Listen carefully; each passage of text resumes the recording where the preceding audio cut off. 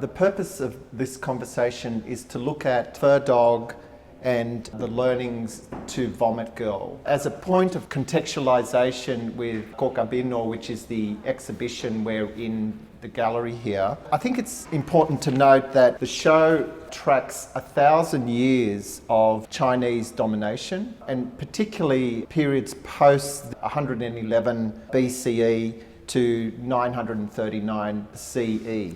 It also touches on a period of domination by the Chinese, again the Ming occupation, which was in the early 15th century for about 20 years, which had a deep impact on the Vietnamese culture and particularly the exodus of many artisans and intellectuals. And then in the late 19th century, the French colonial occupation, which lasted till about the mid 20th century, about 1954 from memory. And then the first Indochina War, which was also referred to as a resistance war against the French colonization.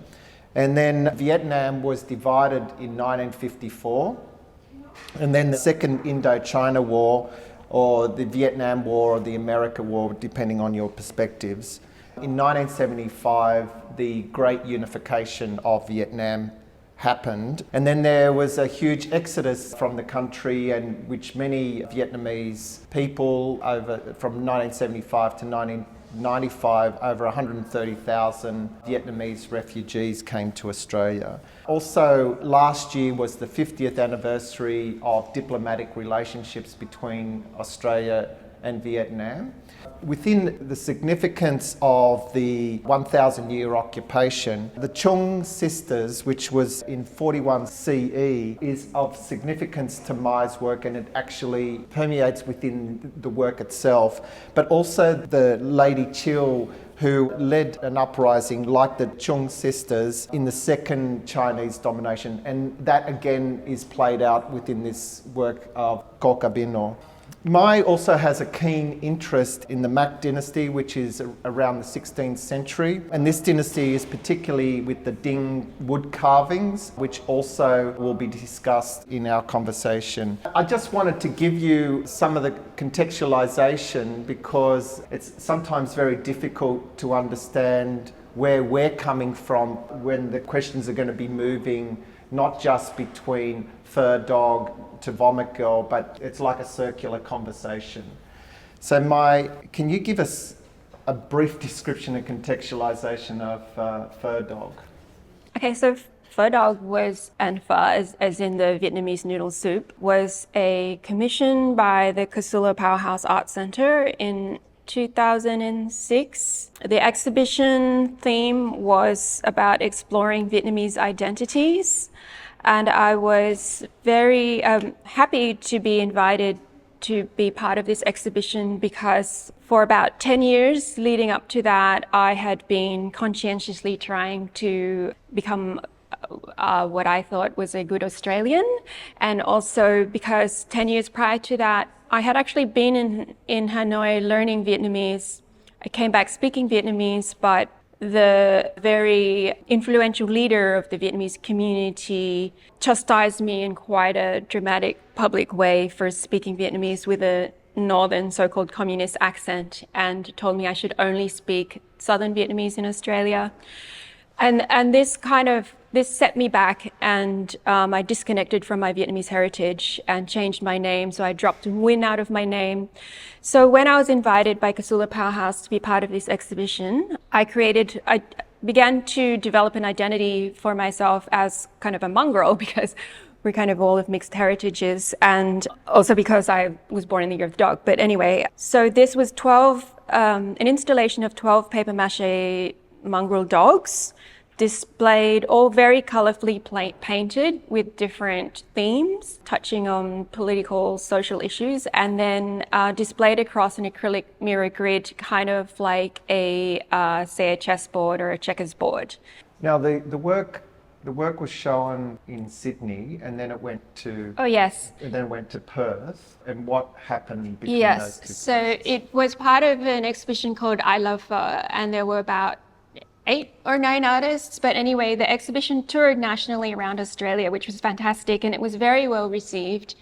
until it reached Perth, when one of the representing leaders of the Vietnamese Community Association in Perth issued a complaint about the work, saying it was communist propaganda. And it became a nationally networked campaign across all of the community representatives across all the states, and including the Commonwealth, lobbying Casula Powerhouse to cancel the exhibition, that I should remove and burn the artwork, and I should be disciplined, and there were threats of violence. And in the end, I held out as long as I could. But when the curator eventually was under so much personal pressure, he was actually being described as a communist on the community Vietnamese language radio, and his mother was being harassed in the grocery stores out in Cabramatta. And also his family home was mysteriously attacked and the police couldn't find out who did it. His sister's car was smashed up, and in the end he actually ended up going back to Vietnam, even though he's Australian. But instead of just removing, there was one dog that was under particular criticism, and instead of removing that dog, I covered them all with a black sheet, and I renamed the exhibition Phở Dog Blackout. Yeah, so then the point of that is, even though I disconnected from my Vietnamese heritage for 10 years, that was a setback in that I then again felt I didn't belong in Australia, and I was the wrong type of Vietnamese, and I could not own a Vietnamese identity in the Australian context because I was basically wrong. Those were the beginnings of eventually how Vomit Girl developed, but 20 years later. Now, Kôgábịnô is like a bit of a mongrel word. You love playing with words. It's another name for Vomit Girl. So where did you started to touch on it, but where did Vomit Girl originate? Yeah, the name, okay, so in about 2014, I actually had my previous solo show here at Wollongong Art Gallery, and after this exhibition, I realized that the entire work was about the sense of absence, and I realized I needed to reconnect with Vietnam after a hiatus of about 20 years. But at the same time, I was sort of stuck in my practice because this vomiting, I draw a lot, and this vomiting figure kept appearing in my drawings. And eventually, like, when she popped up yet again, I was with my mates and I just said, "Oh, look, it's Vomit Girl." And everyone laughed, and the name stuck. So that's how Vomit Girl appeared. But I really didn't know where to go further in my practice. I felt at a dead end, and I felt something was seriously wrong. I didn't know what, and then not just girl vomiting, but also animals vomiting, and all these things happened in my practice. And that's when I realized I needed help.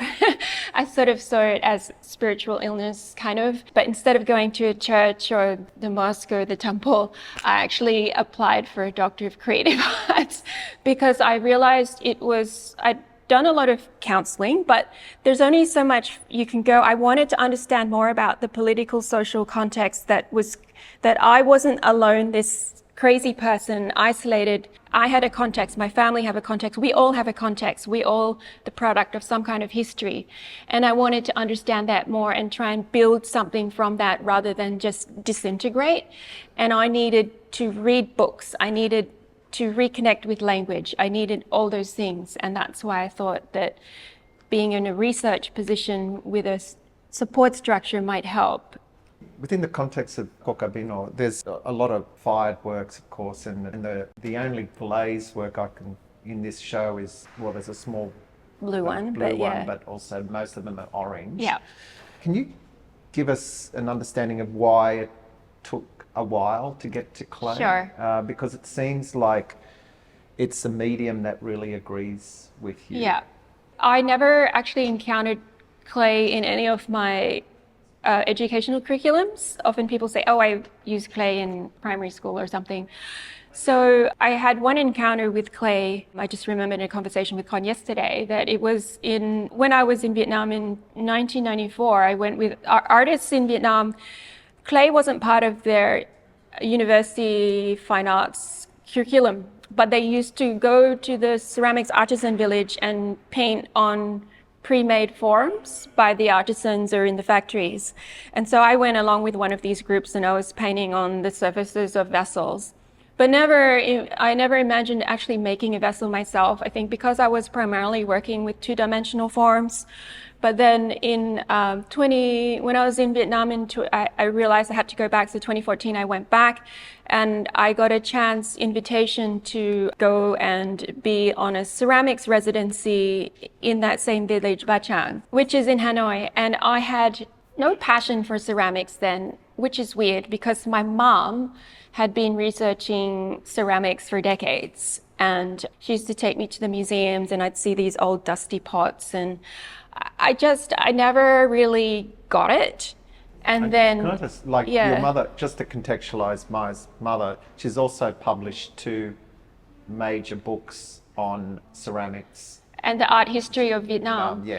And this is weird too, because that's partly why I needed to reconnect with Vietnam, because I needed to own my heritage and not be ashamed that my parents were actually doing that. Because in 1986, when Vietnam opened up to be more, they had economic reforms and social cultural reforms. And then by 1994, the United States had lifted the 30-year trade embargo on Vietnam. And the Vietnamese in Australia started going back to Vietnam. But in 1987, after Doi Mới, the political changes, the leaders of the Vietnamese community associations in Australia issued an edict to actually boycott any individuals in the community from returning to Vietnam, or if they did, they would boycott their businesses, or there were demonstrations of symbolic violence or outright violence. And that continued up to, I realized that what happened to my Phở Dog and the protests against that was part of that movement. But we're made to feel ashamed or go underground about any connection with Vietnam. So if you were going to Vietnam or had any interest in Vietnam, then you were communist. Even today, charity groups have to be very careful about engaging with Vietnam. I'm going to bring it back to the firing, the firing process. There's many different colours. Can you talk about the glaze? First of all, the unglazed work, and then the glazed. So when I used to be a total colour person, and my Phở Dogs, I covered them with a black sheet, so they became something else. And so when I was interested in the clay, I was interested in the nakedness of the clay in that same sense. So peeling it back from all of those symbols and motifs on the skin. But also clay for me was more a connecting material, a medium that actually has a very expansive history of its own and connects many older histories and civilizations and ideas that we humans come from clay, or that, it's Mother Earth that I'm working with. So suddenly my idea about color has changed. I used to look at terracotta and kind of go blank. And now I think it's so beautiful. And so working with clay and that has really opened my eyes. But what really cemented my decision to not go full-on garish colors like I had with my paper mache was when I knew that part of my reconnection with Vietnam had to be through these 16th, 17th, 18th century Ding wood carvings that I had seen when I was 24 years old. And they were old and cobwebbed at the time, but they were actually always untreated woods, and you could see the grain of the wood, and they weren't painted. And I had this really immense reaction to those wood carvings, because up until then I only had images of Vietnam in my mind, of Vietnam War images, because my dad hadn't, as a young child, taught us to be Vietnamese. We were taught to be Australian. And perhaps give a bit of context to that too, like why your father was reluctant. My father was reluctant to, partly because he came as a 17-year-old to Australia and he was trying to Australianize himself, but also because we actually went to Vietnam for the first time as a family in 1978, and that was only 3 years after the war. And when my family left, at that time, it wasn't possible to go to Vietnam, but somehow our family got to go. So all the Vietnamese community thought my family was communist. So immediately my parents kind of disconnected and decided not to live in Cabramatta or any of those places where, there's a large Vietnamese population, and they just also because my mom's descent. So he didn't marry a Vietnamese lady too. So I guess he was kind of on the outside of the community already. And then, oh my God, he was going to Vietnam as well. So that's why he didn't. So, but I said, because I had studied art history at ANU, and I studied Chinese history, I studied Philippine art history, all of, of course, Greece, but there was nothing about Vietnam, and there were no books about Vietnam at that time either at ANU in the Asian Studies department. So that's why I was so desperate to go to Vietnam and learn about the art history. I really wanted to share about Vietnamese art history, and it was absent, or the books that I read about said it was very colonial opinions about Vietnam, including European colonial disparaging views, and also the Sinocentric perspective was that, Vietnamese just copy Chinese and badly. So, I wanted to know, I thought there had to be something more about being Vietnamese than second rate or liking to fight. Now, I think the Ding, coming back to the Ding wood carvings, would be a good way to let people understand the shapes and also the use of the raw clay. Oh, you mean like the doba and... Yeah. I think those sort of experiences of the Ding carvings actually formed like the bell shape or the... Yeah, absolutely. Okay. Luckily, it's my thesis, and I'm very grateful to have had the time to do the thesis, that I was able to research more, and I actually got to go back to Vietnam again. And I saw this disused bombshell outside of one of these ding. And a ding is translated as a communal house, communal hall, or a temple. It's a spiritual administrative space. And basically, I had recognized these kind of bombshells from 20 years earlier being repurposed as village bells in the village center. So I was quite kind of surprised to still see this all this time later. And it meant, before it was just a fixture of, I just accepted, that's a bombshell, whatever. We all know that, you go to the war museum, you see all the war stuff. You go outside, you see all the war stuff too. What's the difference? But it kind of impacted me more. And then that bombshell became a symbol to me of what's torn, or all the trauma in the Vietnamese community in Australia, and also this ongoing friction of, never mind all these other, United States involvement in Vietnam, and the French in Vietnam, the Japanese in Vietnam, and all of that. The Vietnamese have this big issue with resolving what happened during the Vietnam War, and to me, this symbol of violence became something I had to work through. So working through that form became also, because I had no previous experience building sculpture with clay, so the bombshell bell shape became instructive for me in building. I started to call it the doba and the ding bombshell bell axis, because I needed to create meaning or reconstruct meaning in my life and to connect with the people around me. And so all of these forms are based on this bombshell bell axis. And that's what Kon wanted me to talk about. But the orange also has a relationship. You were asking about the glazed orange. Yeah. The only color I could make a definite decision about was the orange, and I kept coming back to that. And the orange for me is like, so I've got all these sort of more natural raw tones that come from the ding, and they speak for themselves for me.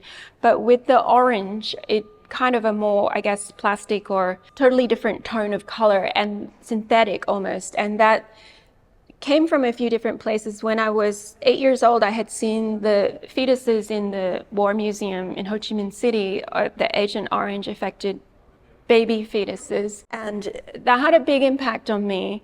And orange was a color that I've first used in my very first artwork that Kon was curated into the Vietnam Voices show to do with Agent Orange.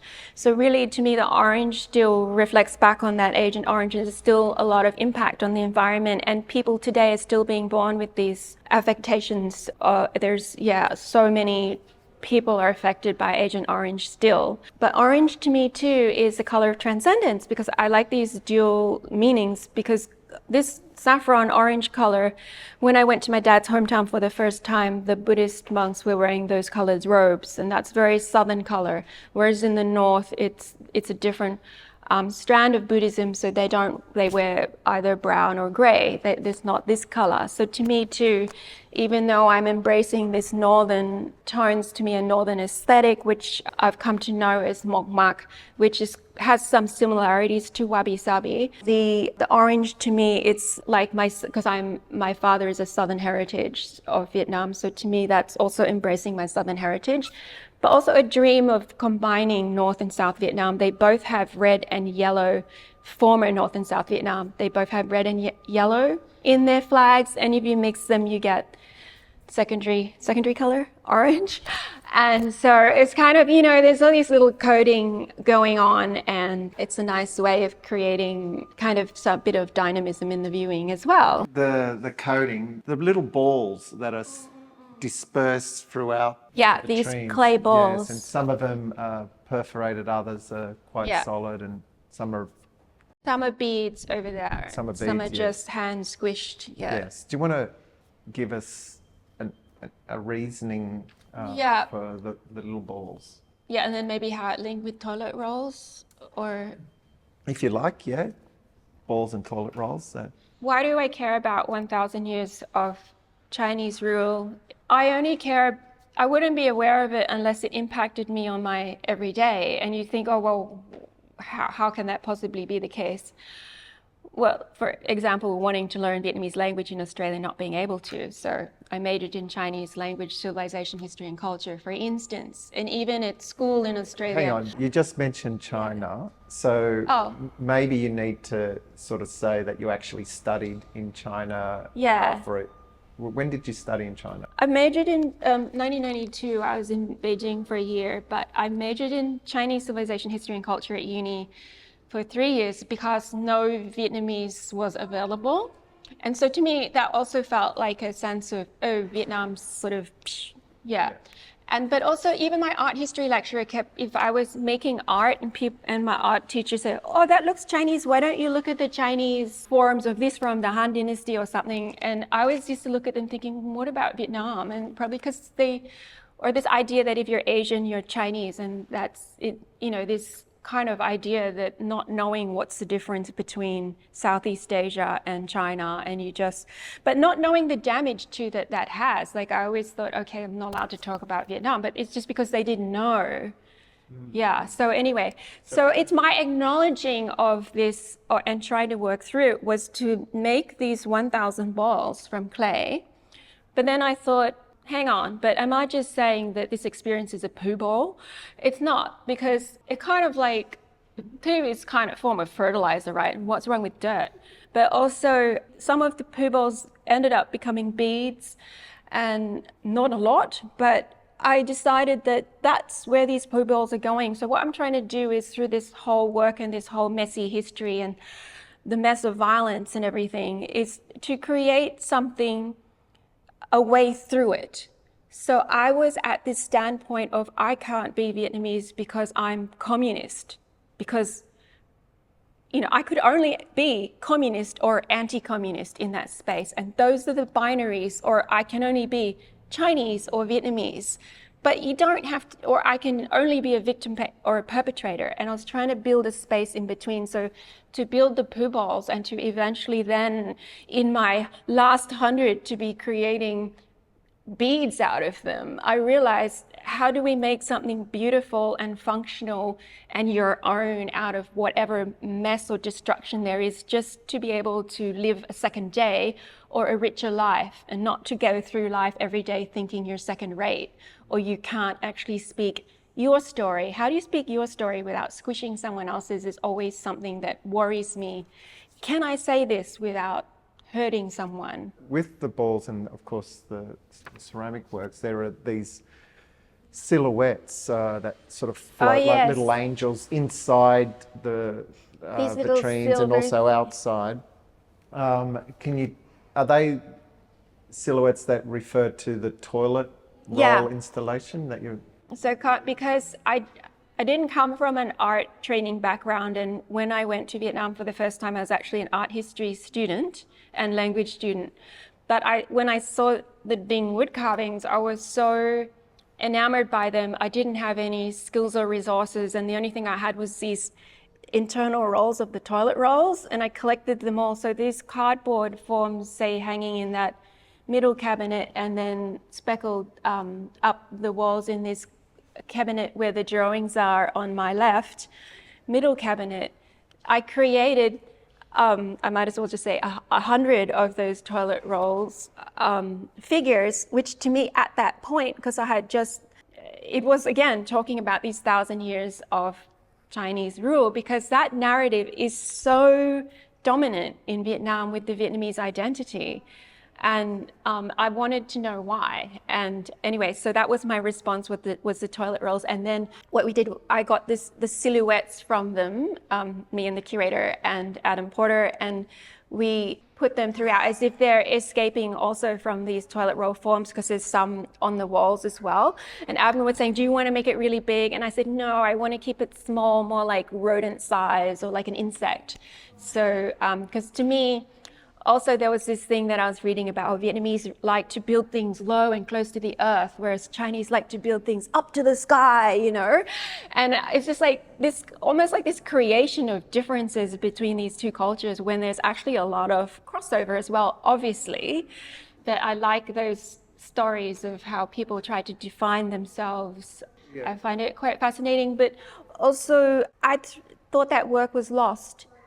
And for 20 years it was in Vietnam, and when I went back for my research, one of the artists I interviewed, she brought out a big box, and she had a surprise for me. It was these, 99 to 100 of these cut cardboard figures, but they were eaten by cockroaches and rats, and so that's why some of them have legs missing. And I just thought, oh my God, I can't use this again. And I thought, oh yes, I can, because it's perfect. And so I've included that there. So it's like a bridge from my first encounter with the Ding wood carvings through the toilet rolls, and then my response to them again through clay. A lot of what you've just said is to do with transformation, transcendence, resistance, resilience. Perhaps in the Kôgábịnô installation, maybe slow, like move into the Phở Dog and Vomit Girl, and how those sort of four themes interrelate to Kôgábịnô of Phở Dog and also Vomit Girl. Well, I would say that in essence, like Vomit Girl, these clay forms are a transformation of Phở Dog. One of my Phở Dog characters had, on its skin, it was decorated with old village folk art forms from the woodblock prints, but also these, the folklore basically. So instead of, but that's an artwork that I covered up, and an artwork that was, acquired by Casula, but since 2008 it has not exhibited, and I think it's partly because they're not sure how. So that transformation, that skin of that Phở Dog, the mongrel dog called Cordero, I took that one village art focus of that dog and blew it up into the theme of the reference for Vomit Girl, which is a village arts reference. So to me too, that's a transformation.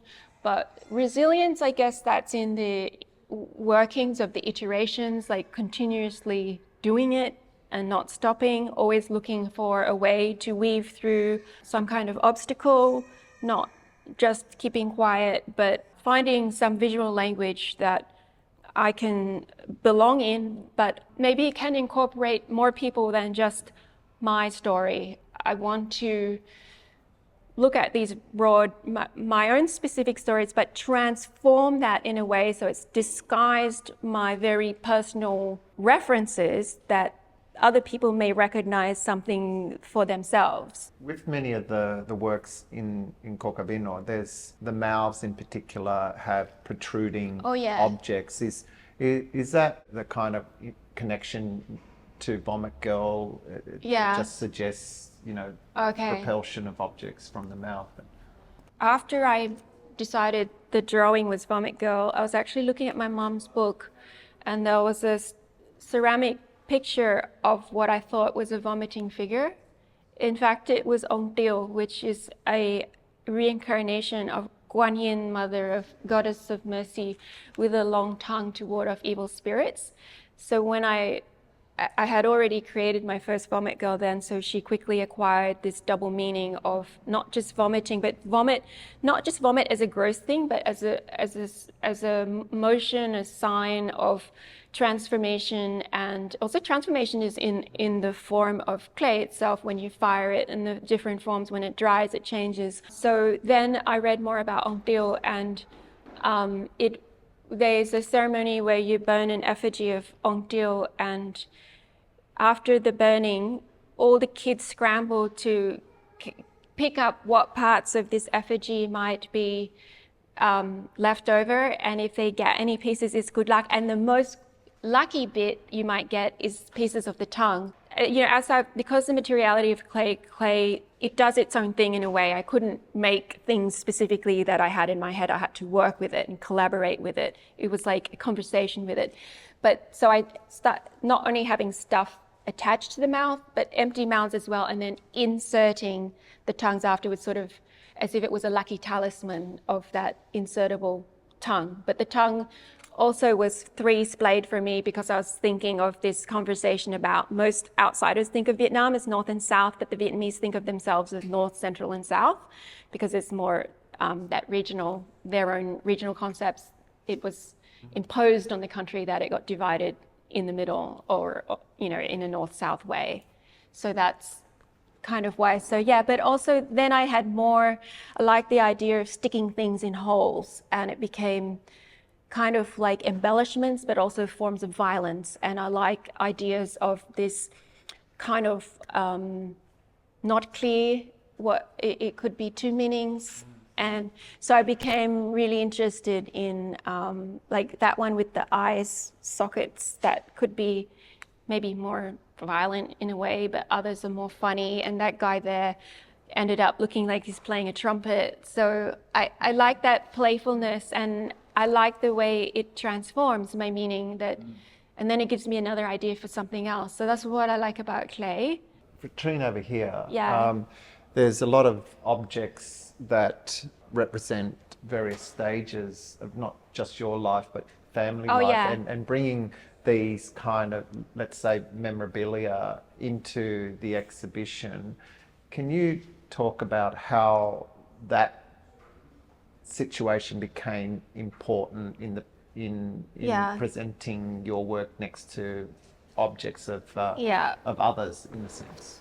I think it was like at first I was happy to just exhibit my work alone, and then I realized I wanted it to be seen in the context of other people's works, and also almost to pay tribute to the sources that has inspired me, including the books, resources, significant objects that I picked up on my first visit to Vietnam. Those snakes up on the top there, the green one and the yellow, green and white one, silver one, they are from the Mother Goddess worship, and this they actually have those in the pagodas, and that snake worm-like form was something that the concept of it, the fluidity, and also its relationship with nature fertility worship in a long trajectory going back to the Mother Goddess worships and the nature worship in Vietnam pre-introduction of Confucianism. Yeah, so I put that, so they became the coils that I built on for all of these. So they're all coil built along the Ding bombshell axis with the assistance of this snake, is what I'm trying to say. Which, yeah, but and the other things too, like the lime pots from my mum's first research into Vietnam, and the little tanks. Yeah, there's a tank made from Coca-Cola cans, which is something I picked up in Vietnam on my first trip too. And then there's a photo of the bombshell bell that I had seen in the village there too. And also I did include my mum's books because I felt, well, often we make art from what we inherit, and it just so happens my mum was a researcher and writer, so her books became an artifact for me and a go-to place. And I want to see, so her books are there too. Also bullet shells from the border with Vietnam, border with Cambodia, because I went there when I was 8 to visit the refugees from Pol Pot atrocities. And I picked up those bullet shells from the ground. Yeah, which is the ones where family members were part of a re-education. Oh yeah, sorry. Yeah, my uncles, one was in a communist re-education camp for 7 years, the other for 3 years. And the one that was in 7 years, when he was there, what they did was they had the US airplanes that were shot down. They repurposed the metal, so my uncle made a ruler from the metal and also a comb and a hair clip and other things, but those were the things that he gifted my family. Just through the vitrine, the Tatlo Man Tatlo, Man Tatlo collection, thank you. There is a correction in that collection. So within that collection, the process of researching this exhibition, we were able to reclassify 2 of these dishes as Vietnamese, whereas it looked like there were no Vietnamese objects in the collection originally, and then they sought external expertise, and at least 2 were identified as Vietnamese. So this is the first time they're publicly reclassified as Vietnamese. And I should say too, though, that this gallery was actually set up to house a donation of Asian art, which is called the Man Tatlo Collection of Asian Art. My takeover of the gallery in this way was, in a sense, because there were no Vietnamese objects in it. But as it turns out, there's 2. And so of course I had to include them, but I was interested in this, that it's just that sometimes knowledge changes when you find another shipwreck, or, if we have more people interested in that area, we might know more, but there's not a lot of interest or, difficulty of access to information, language issues, but not particularly. There was this work that inspired me, which is the 1450 Topkapi jar in the Saray Museum, Istanbul, which was classified as Chinese for 500 years. So everything, when you have an object apparently in ceramics and it's definitively classified as something, then it affects the classification of all the other things you find similar to that. So when you finally reclassify something in a dramatic way, whole new histories are revealed. And so when that Topkapi jar became reclassified as Vietnamese, so much more was discovered about Vietnamese trade ceramics and all kinds of things. And I read about that in my mum's book. So I became fascinated by the Topkapi jar, and I created my own response to it. It's kind of just got this long bit here and the bulbous shape. I don't throw pots, but yeah, that's one of them in the back there. And anything that has a long spout and a bulbous thing over there, I've got, and I'm making more of them too, because I just love the form and the different things I can attach to it. So that's my kind of meditation on that, and hidden stories, the artifacts, that every story has an artifact, and sometimes an artifact has many different stories and lots of hidden stories. You've spoken about the idea of decolonizing the enemy. How does that relate to the interpretations of decolonization? What exactly are you referring to here? Yeah, so I was talking about going through this process of decolonization when I was making these works, and there's so much talk about decolonization, and I was, partly because I didn't think I belonged specifically to any community, I felt that in any form of decolonization risks recolonization in some form, and I thought it was more, I like to think of the idea of decolonization as not erasing a history, but just incorporating more than one history. But also I felt it was the most productive thing for me to do is think about decolonizing myself, because I realized I had so many blockages that I needed to decolonize the enemy within me, in the sense that I needed to understand where my fear was coming from, and where my sense of I don't have the right to exist. I actually never thought I had the right to vote in Australia, because I felt I wasn't Australian. I went through the motions, but I felt I did not have the right to have an opinion at all. I honestly thought that. And so I wanted to take that, deconstruct that.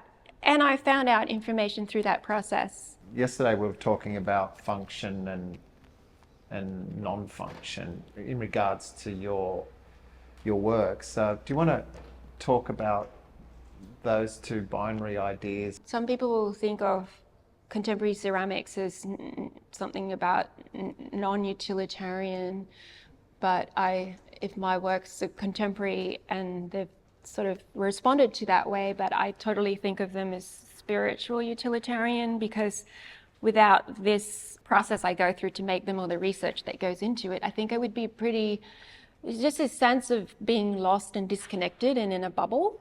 So it's really a grounding process for me. But also I was reading about how, like, I was really influenced by this Nigerian artist, Larson Oyekan, who talks about, it's like a culture of thinking with pots in Nigeria where they build pots to contain disease to protect human beings. And I kind of then like that idea of that all these negative energies are going into my sculptures as I make them, but then they transform them into something else. And then I think of them as putting them in other people's spaces and containing, attracting the negative energy of that space for other people and protecting them. So, but yeah. Lady Chill and the Chung sisters. Yeah. And then the matriarchal systems around those women and their resistance, that is part of the function that you're talking about too. Okay, so Vietnam is talked about as being matriarchal prior to Chinese domination, where they introduced a patriarchal system, which is Confucianism. The uprisings by the women apparently was because that there was an introduction, like the women had land tenure and before that time, and they were the ones that were losing their positions because of this new system. So that's why they were led the uprisings as opposed to the men. But also there's a mother goddess religion in Vietnam which was banned for many years, thought to be wasteful superstition, but now the government has embraced it and it's flourishing in Vietnam, but in many different forms. Unfortunately, as things go, it's also highly commercialized in some places and all over Facebook, and theatrical as well. But what I liked about that was even though this is a sort of a reincarnation of these kind of mother goddess rituals, and it's very popular, it is said to be linked with the original nature goddess worship of the past, and that Tứ Pháp, which is the original Mê Mưa Sấm Chớp, which is to do with the goddess of clouds, lightning, rain, and thunder. Perhaps give a practical example with one of the works here in showing how the matriarchal systems are actually embedded in the fact that it's not like really direct, but I mean, okay, so through this mother goddess ritual practice, the women can act out men and men can act out women as they communicate with different spirits of the past. And so it's this non-binary space. So it's a space where they can recreate their own histories in an oral historical way rather than in official documentation. So it's setting the boundaries for your own identity and own history. So that's the part of it where I feel like I'm adopting this concept of setting my own boundaries and histories through these works, but also they're not strictly female, they're not strictly male, and sometimes they're an animal form. And when the spirit worlds there, like some of the villages, they might worship a murdered beggar or a manure collector, not some heroic figure. Well, who says manure collector is not heroic? So I said, so when Vijit has many forms, it's that, and also some people worship one goddess at one pagoda, but they may worship that goddess for different purposes, and different ethnicities might go to the same pagoda for a different reason. That's that multiplicity, that open-ended fluidity of ascribing your own meanings, that kind of agency to continuously recreate history and the mixing of real fact with made-up fact. So that's what I find the most challenging thing about Vietnam, is that you never really know what's real. And no one seems to really mind about it. It's that those imaginative realms where you can collapse boundaries or absolutes rather than these rigid historical official narratives that someone has written somewhere and you have to subscribe to it. I think that's terrific, the way you've described that. Let's end with the Palanquin project. It's scheduled to be launched in 2026 sometime. Yeah. What are the kind of key decisions around that? Like, I guess a principle of that project is to present Phở Dog with whatever the Palanquin ends up with. So basically, as I mentioned before, Phở Dog was really censored or covered up, blotted out in 2008. It had already at that point been acquired by the Casula Powerhouse, and since then it has never been exhibited publicly.